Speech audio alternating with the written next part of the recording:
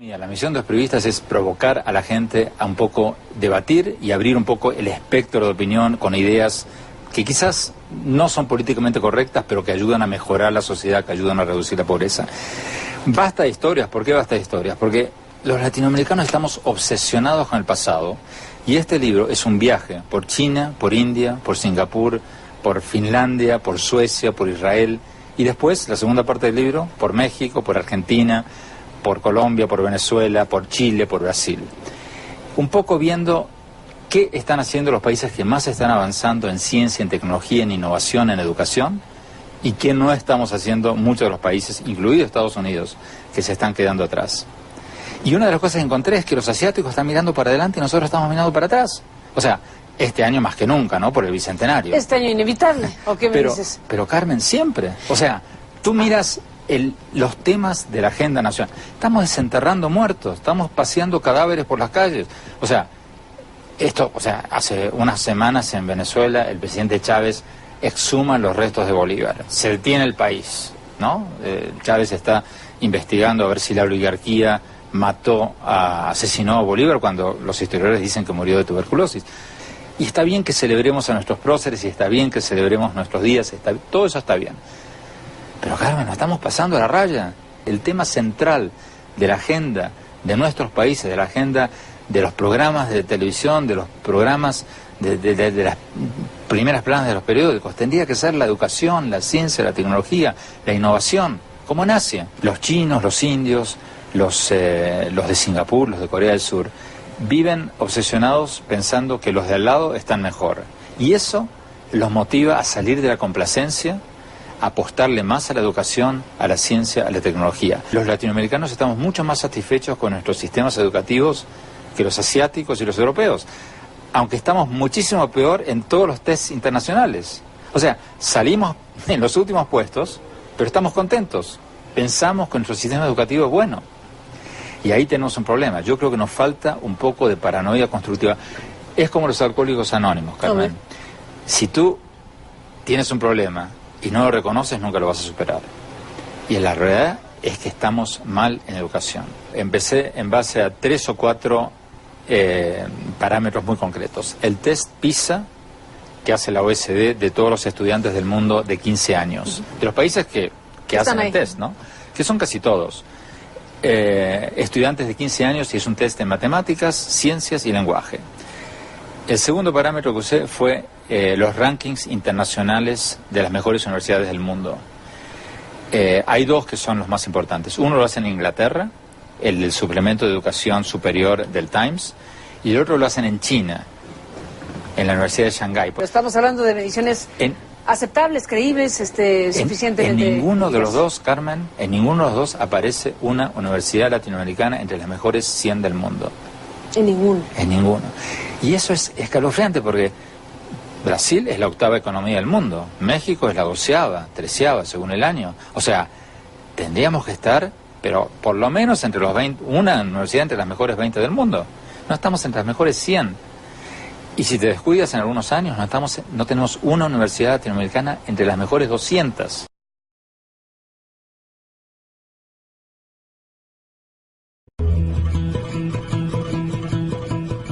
Hacer un fuego, cazar, recolectar plantas comestibles, fabricar recipientes y armas. Nuestros antepasados aprendían unos de otros las actividades de la vida cotidiana.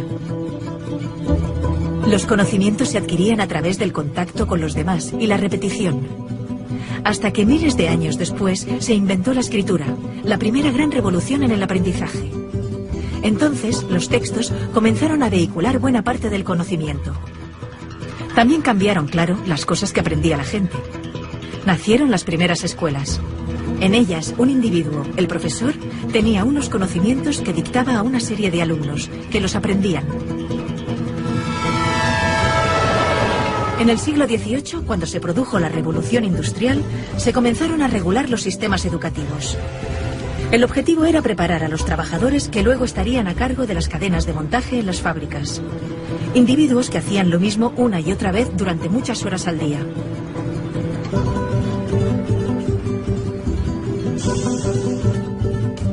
La escuela que se inventaron seguía ese patrón. Todos los niños repetían y repetían de memoria determinados conocimientos. Un proceso estandarizado y lineal, en el que les enseñaban aquellas materias que se consideraban útiles para la recién nacida economía industrial. Es el modelo que ha perdurado hasta nuestros días. Sin embargo, ya no nos sirve, porque el mundo, en el último medio siglo, ha cambiado radicalmente. Los avances espectaculares que se han producido en ciencia y tecnología han hecho, por una parte, que pasemos de ser una sociedad industrial basada en la producción masiva de objetos a una sociedad de servicios y de información, en la que el motor son las ideas y la creatividad, la capacidad de inventarnos nuevos oficios más acordes al siglo XXI. Y por otra parte, los descubrimientos científicos nos han permitido conocer mejor cómo funciona nuestro cerebro, el órgano encargado del aprendizaje, y descubrir algo que los griegos ya sabían, que no aprendemos repitiendo, de memoria, sino haciendo, cuando nos emocionamos. Por eso, hay que transformar la escuela de arriba a abajo.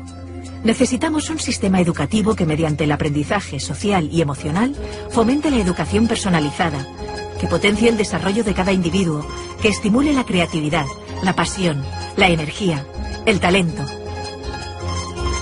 Porque nuestro futuro está lleno de nuevos retos que requerirán nuevas soluciones. Y estas dependerán de cuán creativa, vital y variada sea la gente. Y también feliz. Y para ser feliz necesitamos realizarnos y desarrollarnos. Descubrir y cultivar aquello que nos motiva y hace sentirnos bien. Bienvenidos a la escuela del siglo XXI.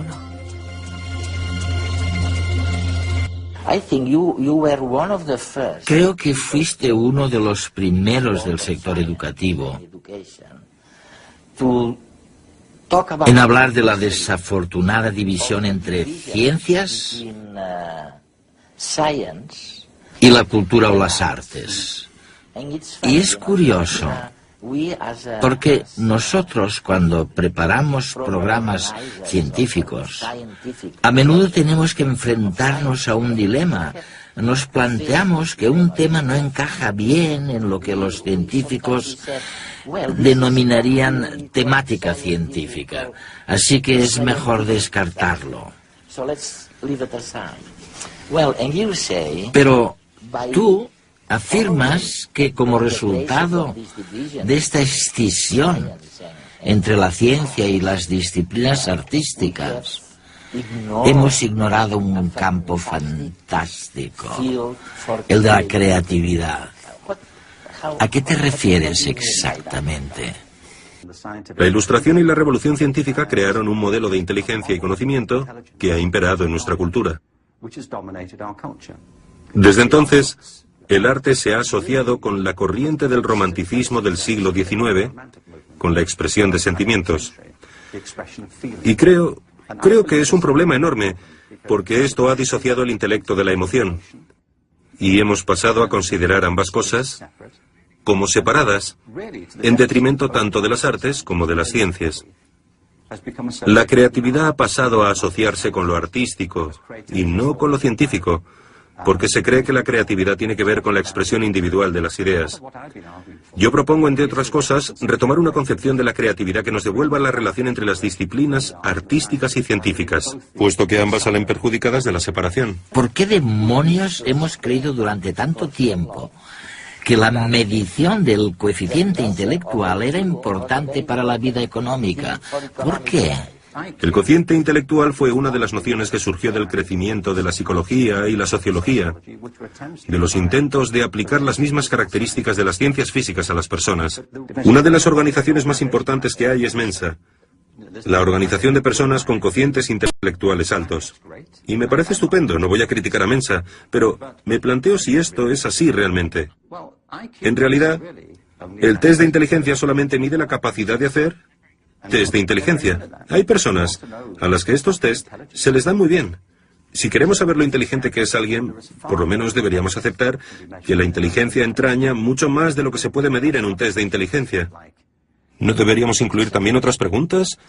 Como por ejemplo, ¿sabes componer una sinfonía? ¿Sabes interpretarla? ¿Gestionar un negocio de éxito? ¿Sabes bailar? ¿Sabes escribir una poesía que conmueva a los lectores y les haga llorar? ¿Tienes empatía? La empatía, sí.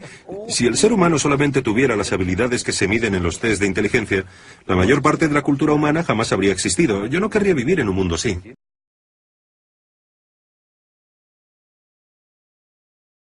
¿Qué es el método científico? Nosotros somos hijos del método científico, ¿sí? Una experimentación. Me planteo una hipótesis, me hago una pregunta y trato de responder esta pregunta por medio de la experimentación. Lo que puedo pesar, medir, sentir, confirmar por medio de la experimentación. Ahí nos sentimos muy cómodos porque prácticamente somos hijos de una forma de conocer desde el método científico. Pero esta vía de conocimiento no es la única. Y los fenomenólogos descubren esta vía de conocimiento de la mano de Husserl por medio de lo que se presenta al hombre. Por medio de la fenomenología empieza a acceder el filósofo Wojtyła a ese mundo de la subjetividad. Se abre la puerta con una metodología para acceder a aquel mundo de lo que la persona es, de esa persona concreta, que en palabras de Julián Marías diríamos, ese ser biográfico. Nosotros que hemos crecido mucho en ese método científico, que masifica también, o en esos sistemas totalitarios de gobierno donde nos queremos únicamente el pueblo, la masa, olvidamos un poco sí el mensaje tal vez del individuo, pero no el individuo como se entendía, el individuo por indiviso, el individuo por único, es decir, la persona que tiene ese ser único que es, aquella persona que ve el mundo solo como lo miro yo, que entiende la vida solo como yo la puedo ver, pero que compartimos todos por ser miembros de la misma especie, diríamos, la intersubjetividad, aquello que todos somos y que nos compartimos y que juntos encontramos la forma de ser hermanos. Es este mundo al cual puede accederse desde esta vía, la cual no caduca en el método fenomenológico como estaba descrito, sino que Wojtyła le da un giro donde en un intento que es exitoso logra fundir la filosofía del ser con la filosofía de la conciencia, en lo que sería una vía para acceder al mundo de la persona. Es ahí donde encontré yo la respuesta a una antropología coherente, integral, a una antropología filosófica que me da la respuesta de lo que el hombre es con una descripción riquísima, que queda abierta al asombro. No olvidemos que la filosofía es esa capacidad de asombrarse. Y siguiendo alguno de los poemas de Wojtyła, el asombro somos nosotros, ese asombro que tiene la capacidad de asombrarse. Muchas gracias.